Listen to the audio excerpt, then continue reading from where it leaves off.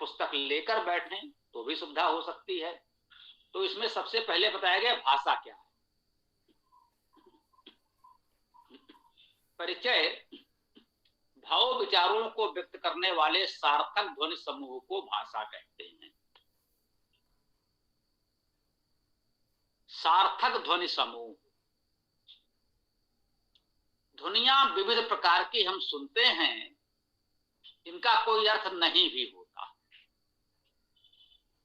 यंत्रों की ध्वनि, प्रकृति की, बादलों की गड़गड़ाहट, हवा, वायु की सरसराहट, वायु के चलने की ध्वनि, विविध यंत्रों की ध्वनि, पक्षियों, कीट पतंगों की ध्वनि। ध्वनि तो वो भी है, उसका अपना महत्व भी है, पर उसका कोई शाब्दिक अर्थ नहीं होता कि उस ध्वनि को आप बोलकर कहें कि ये उच्चारण आपने किया तो इसका ये अर्थ होगा। इसलिए उसे भाषा नहीं कहते। भाषा हम उसे कहते हैं जो निश्चित वर्णों का क्रम उच्चारण होता है और उसका कोई ना कोई अर्थ होता है। उससे हम समझ जाते हैं कि उस बात को, ध्वनि को व्यक्त करने वाला, कहने वाला व्यक्ति हमें क्या कहना चाहता है, क्या संदेश देना चाहता है, उसको भाषा कहते हैं। तो जितनी भी भाषाएं हैं, संस्कृत आदि विभिन्न भाषाओं में कुछ निश्चित ध्वनियां हैं जिनके अर्थ निश्चित हैं। हमने कुछ ध्वनि समूह निश्चित किए हैं, उनके अर्थ निश्चित कर दिए हैं, और इससे हम जान जाते हैं जब कोई उस शब्द को बोलता है, ध्वनि समूह अर्थात शब्द छोटा बोलता है, तो वो क्या कहना चाहता है हम समझ जाते हैं। किसी ने पृथ्वी कहा तो पृथ्वी का एक अर्थ निश्चित है, हम समझ जाते हैं। कोई सूर्य कहता है तो सूर्य का एक अर्थ निश्चित है, हम समझ जाते हैं। कोई चलना कहता है तो हम उसका एक अर्थ निश्चित है समझ जाते हैं। तो उस ध्वनि समूह का एक अर्थ निश्चित कर दिया गया है किसी भाषा विशेष में। ये स्पष्ट है कि यह निश्चित अर्थ किसी भाषा विशेष में निश्चित हुआ है, यह कोई प्राकृतिक सत्य नहीं है। यह जानना आवश्यक है। यह संसार की सभी भाषाओं के लिए सत्य है और संस्कृत के लिए भी सत्य है। संस्कृत भी इसमें अपवाद नहीं है।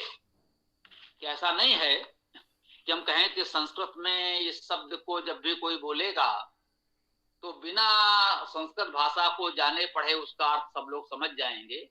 कोई प्राकृतिक ध्वनि नहीं। जो भी शब्द हम बोल रहे हैं उसके अर्थ निश्चित हैं, वे आपको धातुकोश, शब्दकोश से जानने ही पड़ेंगे, तभी आप उसका अर्थ जान सकेंगे। उसका कोई प्राकृतिक ऐसा नहीं है कि सभी लोग जानते ही हैं, वे भाषा से, संस्कृत भाषा से परिचित हो या नहीं, ऐसा नहीं। तो ये अर्थ परंपरा से निश्चित हो गए हैं कि ये ध्वनि, ये शब्द जो हम बोलेंगे उसका ये अर्थ होगा। कह सकते हैं स्वाभाविक रूप से परंपरा से बोलते बोलते वो प्रचारित हो गए, निश्चित हो गए, और उनको संग्रहित करके विद्वानों ने शब्दकोश, धातुकोश आदि बना दिए, जिससे अन्य लोगों को उसे समझने में सुविधा हो। क्योंकि कोई भी व्यक्ति स्वाभाविक रूप से तो सभी शब्दों से परिचित नहीं हो सकता, तो उसके लिए हमें कोश, व्याकरण आदि की रचना करनी पड़ती है। उसकी सहायता से उसे समझने में सरलता हो जाती है। आगे है भेद। भाषा के भेद। भाषा क्या है ये जानना आवश्यक है। यहाँ पर भाषा शब्द भी भाष धातु से बनेगा। इसका अर्थ है बोलना। बोलना कहना है, उच्चारण करना है, आपको कुछ कहना पड़ेगा तब भाषा होगी। अर्थात भाषा मूलतः बोलने की बात है, लिखने की नहीं। भाषा का मुख्य रूप जो है वो बोलना है। भाष धातु का अर्थ बोलना है। इसी से भाषण शब्द बनता है। बोलते हैं, जो कुछ कह रहे हैं, बोल रहे हैं, वो भाषण है। तो भाषा का अर्थ बोलने से है। कोई भी भाषा हम बोल कर व्यक्त करते हैं, उसी से निश्चित होती है कौन सी भाषा बोल रहे हैं। संस्कृत भाषा का उच्चारण सुनकर हम निश्चित करेंगे कि कौन सी भाषा बोल रहे हैं। संस्कृत को प्राचीनतम जो जानकारी हमें लिपि की यदि बात करें तो सिंधु घाटी की लिपि है। प्राचीनतम जानकारी में जो भी लिपि उपलब्ध है प्राचीनतम वो सिंधु लिपि है। सिंधु लिपि में जो कुछ लिखा गया है उसे यद्यपि पढ़ा नहीं जा सका है, परंतु परिस्थिति जन साक्ष्य अन्य संदर्भों को देखते हुए यही माना जाना चाहिए कि वो भी संस्कृत भाषा को ही व्यक्त करने की लिपि थी। चाहे तो उसे प्राचीन संस्कृत लिपि कह लें, प्राचीन ब्राह्मी लिपि कह लें, इस प्रकार से हम कोई नाम दे सकते हैं चाहे तो अपनी इच्छा से, क्योंकि उसे भी पढ़ा तो नहीं गया है। तो कोई कह सकता है कि आप निश्चित रूप से कैसे कह सकते हैं, तो उसका देश काल मतलब किस स्थान पर मिली है, किस समय की है, उसको देखते हुए हम कह सकते हैं कि वो भाषा जो हमें प्राप्त हो रही है वो सामान्यतः परंपरागत रूप से इतिहास से जोड़ेंगे तो द्वापर कालीन है, अर्थात वैदिक भाषा है। क्योंकि उस क्षेत्र में उस काल में वैदिक भाषा ही प्रचलित थी, तो अभी तक जितनी जानकारी संसार को है, तो इसलिए हम मान लेते हैं कि वो भी वैदिक भाषा होगी। जब विद्वान उसे पढ़ सकेंगे तब और स्पष्ट निष्कर्ष प्राप्त होगा। यदि उस समय सिद्ध होता है कि वो वैदिक भाषा नहीं कोई अन्य भाषा है तो हम विनम्रता से वह निष्कर्ष भी स्वीकार करेंगे। और अभी इतिहास और भूगोल क्षेत्र आदि के प्रमाणों को, स्थिति को देखते हुए हम मान रहे हैं कि वो वैदिक भाषा थी। अब वैदिक भाषा थी लेकिन पढ़ी तो नहीं जा सकी है, लिपि हमारे समझ में नहीं आ रही। तो लिपि अलग विषय है, भाषा अलग विषय। भाषा का अर्थ बोलने से है, लिपि का अर्थ लिखने से है। एक लिपि में अनेक भाषाएं लिखी जा सकती हैं और एक भाषा को अनेक लिपियों में लिखा जा सकता है। ये अंतर हमें समझना होगा।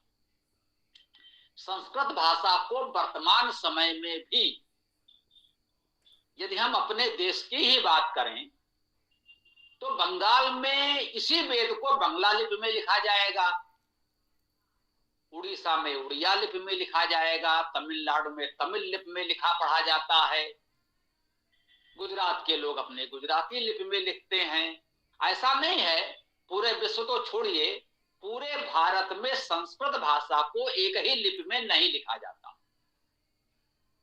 ऐसा कोई दुराग्रह हमें करना भी नहीं चाहिए कि पूरे देश या विश्व में संस्कृत भाषा को एक ही लिपि में लिखा जाए। यदि एक सर्वमान्य लिपि हो तो सुविधाजनक है, अच्छी बात है। इतनी उपयोगिता तो हम स्वीकार करते हैं कि यदि एक सर्वमान्य लिपि हो तो लोगों को सुविधा तो होगी, परंतु क्षेत्रीय लिपियों में सब लोग लिखते हैं, पढ़ते हैं, समझते हैं, ये सच्चाई है। तो अलग अलग लिपियों में लिखने के बाद भी सबकी भाषा एक है और संस्कृत है, ये सत्य है। उसी वेद को, उन्हीं शब्दों को उन्होंने बंगला में लिखा, तमिल में लिखा, मलयालम लिपि में लिखा, कन्नड़ लिपि में लिखा, लेकिन जब वो उच्चारण करेंगे तो वही बोलेंगे जो हम देवनागरी लिपि में लिख करके पढ़ते हैं, बोलते हैं। उच्चारण उनका बिल्कुल ध्वनि वही होगी जो हमारी होगी। तो जब वही बोल रहे हैं, बोलने में हम भी अग्नि कहेंगे, वे भी अग्नि कहेंगे। वो चाहे पंजाब का व्यक्ति पंजाबी में लिखकर अग्नि बोलेगा, बंगाल का व्यक्ति बंगला में लिखकर अग्नि बोलेगा, केरल का व्यक्ति मलयालम लिपि में लिखकर भी वो अग्नि ही बोलेगा, तमिलनाडु का व्यक्ति तमिल लिपि में लिखेगा और पढ़ेगा तो अग्नि ही बोलेगा। इससे ये स्पष्ट है कि बोलना, उच्चारण सबका समान होगा तो सबकी भाषा समान है। भाषा अर्थात बोलना, भाष धातु का अर्थ है बोलना, कहना, ध्वनि करना। तो उच्चारण चूंकि बोलेंगे सब लोग एक समान, इसलिए वो सबकी भाषा एक कहलाएगी। संस्कृत भाषा को अलग अलग लिपियों में लिख रहे हैं। यूरोप के लोगों ने संस्कृत के वो ही अपनी लिपि में भी लिखने का प्रयास किया, भले ही उनकी लिपियां उतनी उत्तम उन्नत नहीं है कि संस्कृत को पूरी तरह से लिख सकें, फिर भी प्रयास किया और पढ़ा भी और अच्छे विद्वान भी हुए। उनके कुछ विचारों से हम असहमत हो सकते हैं, उनके कुछ निष्कर्षों से हम असहमत हो सकते हैं, उनमें से कुछ के उद्देश्य नकारात्मक हो सकते हैं, फिर भी उन्होंने संस्कृत पढ़ने का प्रयास किया। हम संस्कृत भाषा का अध्ययन कर रहे हैं, उसमें कोई वैचारिक राजनीतिक मतभेदों पर चर्चा नहीं कर रहे हैं, नहीं करेंगे। तो भाषा और लिपि पर हम बात कर रहे हैं। तो संस्कृत भाषा को विश्व की विविध लिपियों में, विभिन्न देशों में, विभिन्न कालों में लिखा गया। जैसा कि हमने कहा सिंधु लिपि प्राचीनतम लिपि है, वो भी मान लीजिए कि वैदिक भाषा, वेद की ही भाषा थी।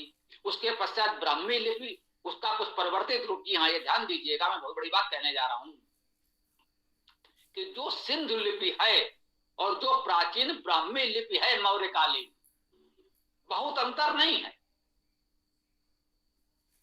थोड़ा सा प्रयास करें हमारे साथी, तो हो सकता है उसे ब्राह्मी लिपि की सहायता से पढ़ा भी जा सके। तो हम कहना चाहते हैं सिंधु लिपि का कुछ परिवर्तित रूप मौर्यकालीन ब्राह्मी लिपि, गुप्तकालीन ब्राह्मी लिपि में कुछ और परिवर्तन हो गया। और यही परिवर्तन होते होते क्षेत्रीय आधार पर देवनागरी, उड़िया, बंगला, गुजराती, तमिल, मलयालम, पंजाबी आदि लिपि के रूप में विकसित हो गया, जो आधुनिक में क्षेत्र में विभिन्न राज्यों में विभिन्न प्रकार की लिपियां हैं। मौर्य काल में भी भारत के विभिन्न क्षेत्रों में लिपियों में अंतर था, परंतु उनको पढ़ लिया गया तो अच्छी बात है, समझ में आने लगा, लेकिन अंतर था। सिंधु लिपि में भी अंतर है। इतने विशाल क्षेत्र में जो उस समय की सभ्यता हमको मिली है, इसे एक प्रकार से आप महाभारत कालीन या उससे कुछ पूर्व की सभ्यता कह सकते हैं। तो विभिन्न क्षेत्रों में उनकी लिपियों में अंतर है। सिंध प्रदेश की लिपि में और कुरु प्रदेश की लिपि में, महाराष्ट्र और गुजरात की लिपि में अंतर है, जिसे आप सिंधु घाटी की सभ्यता कहते हैं। उस समय की लिपि में भी वो अंतर है। इतना अंतर विविधता के कारण भी उसको पढ़ने कठिनाई हो रही है, पर इतना देख लिया गया है कि अंतर तो है, एक सामान्य लिपि नहीं है, क्षेत्रीय लिपियां हैं। मौर्य काल में भी थी, सिंधु घाटी सभ्यता के काल में, या कह सकते हैं वैदिक काल या द्वापर युग में जो हमें प्राप्त हुई है लिपियां, उसमें भी अंतर है। मौर्य काल में भी अंतर है, गुप्त काल में अंतर है, परिवर्तित काल में भी अंतर है। लेकिन अंतर धीरे धीरे बढ़ता गया, ये सत्य है। पहले अंतर था पर उतना अधिक नहीं था, ये धीरे धीरे बढ़ता गया, ये भी ठीक है। जैसे गुजराती और नागरी में अधिक अंतर नहीं है। महाराष्ट्र में तो देवनागरी ही एक प्रकार से लिखी जा रही है, नेपाल से महाराष्ट्र तक देवनागरी लिपि है। तो अब ये भी देख लीजिए कि अभी हम आपको बता रहे हैं कि एक भाषा को, उदाहरण के लिए संस्कृत भाषा को अनेक लिपियों में लिखा जा रहा है, तो जो ध्वनि उच्चारण हो रहा है उससे निश्चित हो रहा है कि यह संस्कृत भाषा है। अहम गच्छामि, अहम पठामि, हर कोई बोल रहा है। लिखने के अक्षर उसके अलग तरीके, अलग रूप के हो सकते हैं, लिपि अलग हो सकती है, उच्चारण समान है, इसलिए वो संस्कृत ही बोल रहा है, हम ऐसा कहेंगे, उसकी भाषा संस्कृत है। अब जब लिपि पर आए तो एक लिपि में अनेक भाषाएं भी लिखी जा सकती हैं। ये संस्कृत को क्षेत्रीय अन्य लिपियों में लिखा गया। देवनागरी में संस्कृत भी लिखी जा रही है, देवनागरी में मराठी भी लिखी जा रही है, देवनागरी में नेपाली भाषा भी लिखी जा रही है। तो एक लिपि में अनेक भाषाएं लिखी जा सकती हैं। तो अनेक भाषाएं क्यों कह रहे हैं? क्योंकि उनका उच्चारण अलग अलग है। ये अग्नि कहेंगे, वो आग कहेंगे, वो कुछ और कहेंगे, तो उच्चारण में अंतर हो गया, इसलिए उन भाषाओं को अलग भाषा माना गया। यद्यपि वर्णमाला वही है, लिपि वही है। तो आज मुख्य बात हम ये समझने का प्रयास कर रहे हैं कि लिपि और भाषा में मौलिक अंतर है, ये हमें जानना होगा। बहुधा लोग ये भूल कर जाते हैं, लिपि और भाषा को एक मान लेते हैं, तो समझने में समस्या आती है। तो मुख्य बात यह है कि एक लिपि में अनेक भाषाएं लिखी जाती हैं और एक भाषा को अनेक लिपियों में लिखा जाता है। तो लिपि और भाषा दोनों अलग अलग विषय हैं, दोनों को एक में नहीं मिला सकते, हमें यह जानना है। हम संस्कृत भाषा का अध्ययन कर रहे हैं। सामान्यतः हम सबकी भाषा देवनागरी लिपि है, भाषा संस्कृत और लिपि देवनागरी है, परंतु इस संस्कृत को बंगाल के लोग बंगला में लिखेंगे और पढ़ेंगे, समझेंगे, इसमें कोई संदेह नहीं है। वो भाषा भी वैसे ही संस्कृत होगी, वहां भी व्याकरण संस्कृत की यही होगी जो हम यहाँ बता रहे हैं। पूरे देश में, पूरे विश्व में व्याकरण जो हमने कल वर्णोच्चारण शिक्षा बताई, वो पूरे विश्व के लिए एक समान होगी। उनकी लिपि अलग हो सकती है। आज भी जो हम लोग ये चर्चा कर रहे हैं, ये सभी के लिए समान है, उनके लिपि अलग हो सकती है।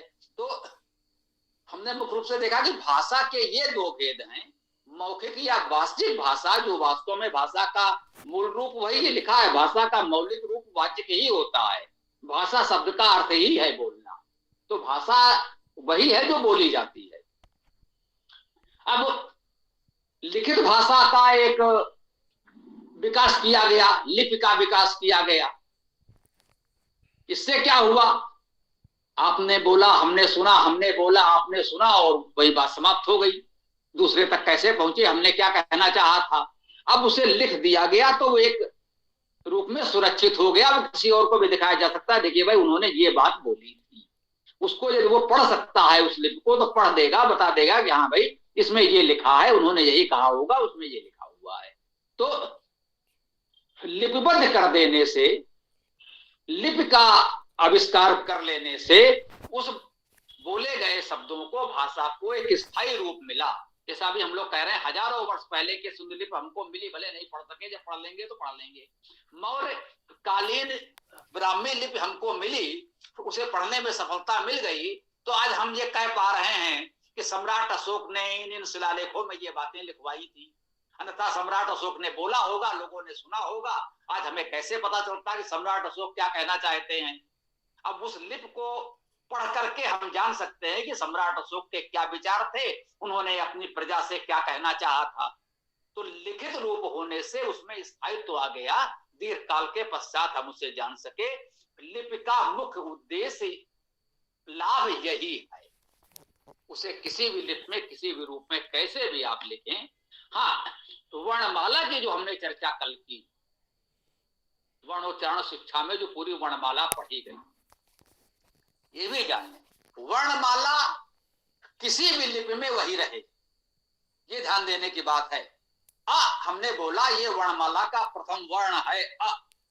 अब अ को बंगाल में अलग तरह से लिखा जाएगा, पंजाब में अलग तरह से लिखा जाएगा, तमिलनाडु में अलग तरह से लिखा जाएगा, ये लिपि अलग हो जाएगी, परंतु वर्ण अ ही रहेगा, वर्ण नहीं परिवर्तित होगा।